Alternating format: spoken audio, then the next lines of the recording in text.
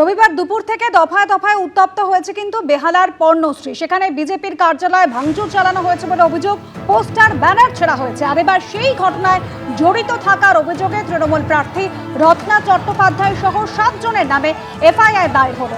রুমা পাল আমাদের প্রতিনিধি রয়েছেন আমাদের সঙ্গে টেলিফোন লাইনে। রুমা, এই ঘটনায় পুলিশের নিষ্ক্রিয়তার অভিযোগ উঠেছিল, আর এবার তৃণমূল প্রার্থী রত্না চট্টোপাধ্যায় সহ 7 জনের বিরুদ্ধে এফআইআর রুজু করলো পুলিশ।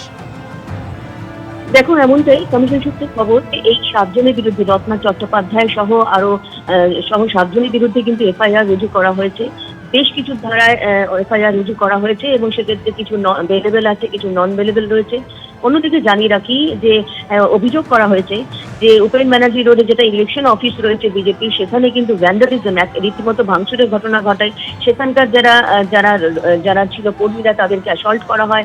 এবং তার সঙ্গে সঙ্গে এটাও ঠিক যে যেভাবে সিসিটিভি ফুটেজ তারা প্রকাশ্যে এনেছে এবং সিসিটিভি ফুটেজে দেখা যায় যে রত্না চট্টোপাধ্যায় সহ যারা 7 জন রয়েছেন তারা জড়িত রয়েছেন এবং অস্ত্র দিয়ে আঘাত করছেন। একাধিক মামলায় কিন্তু এই এফআইআর করা হয়েছে। এবং সেক্ষেত্রে জানিয়ে রাখি, যেহেতু এই পুরো বিষয়টাই কিন্তু ইলেকশন কমিশনের নজরে এসেছে।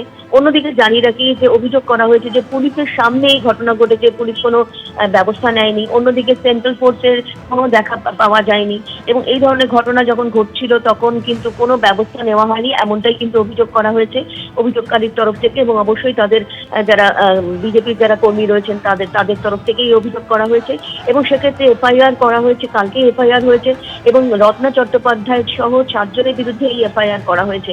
এবং যেমন পথ অবরোধ, মারধর থেকে শুরু করে অস্ত্র দিয়ে আঘাত এবং গুরুতর অপরাধের মতো অভিযোগ উঠেছে অভিযুক্তদের বিরুদ্ধে। এবং সেক্ষেত্রে এফআইআর করার পরই এবার দেখা যাক পুলিশ কি ব্যবস্থা নেয়। এবং নির্বাচন কমিশন যেহেতু বারবারই বলে আসছে যে কোথাও কোনো এই ধরনের ঘটনা ঘটলে কিন্তু পুলিশকে ব্যবস্থা নিতে হবে।